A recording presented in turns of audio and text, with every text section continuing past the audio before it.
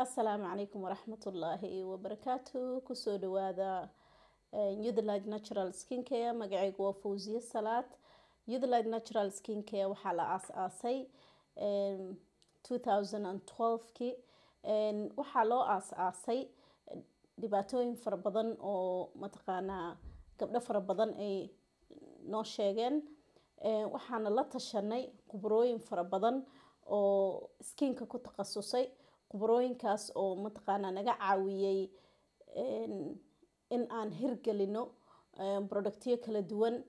Sida aa ula socotiin waxaan kasoo bilownay 2012-2013kii waxaan sameynay oon ku bilownay 2 producto oo day and night ah.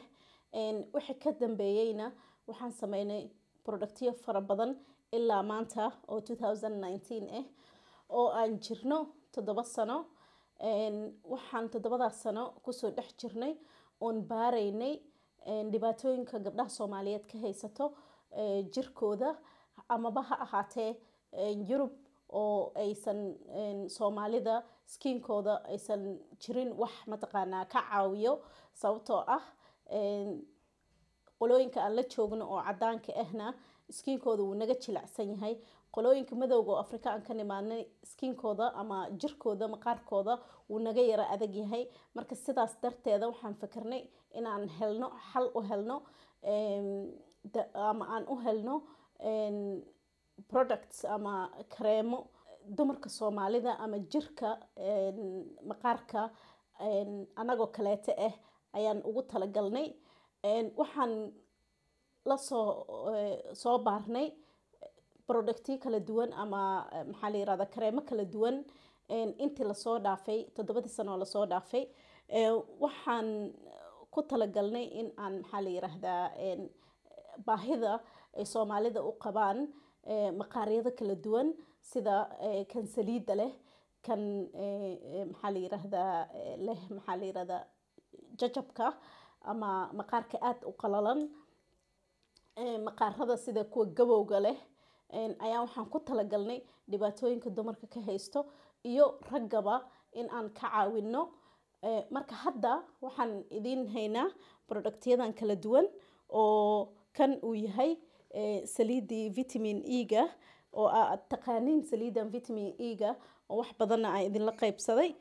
Waa tan iyadoo nusa ama iyadoo buuxdo.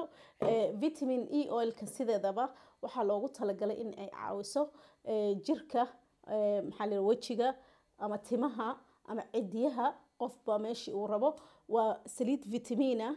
Waxaad ku darsan kartaa saliida aad timaha marsanaysid ama kareemka aad wajiga marsanaysid, labadaba waad ku darsan karaa, waad ku darsan kartaa.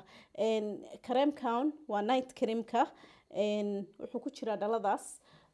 Waxaa loo isticmaalaa kan kalarkan yellowga leh waxaa loo isticmaalaa waa night creamka.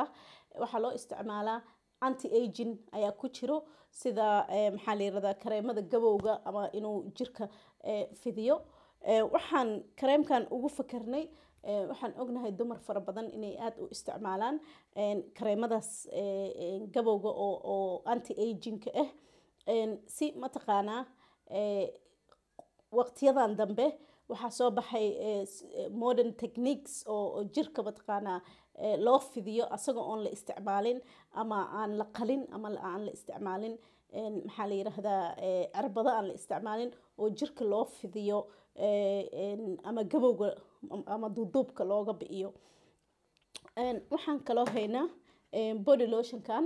Body lotionkan oo maqaarka markaa qubaysatid habeenkii ama maalintii loogu talagalay inaa body lotion ahaan u isticmaashid oo jirkaaga waa kareem jirka gacmaha lugaha asagana sidoo kaleeto waa isticmaali kartaa. Waxaan haynaayo kaleeto kareemkan spot and tone-ka. Spot and tone-ka wuxuu ku jiraa kanuu ku jiraa.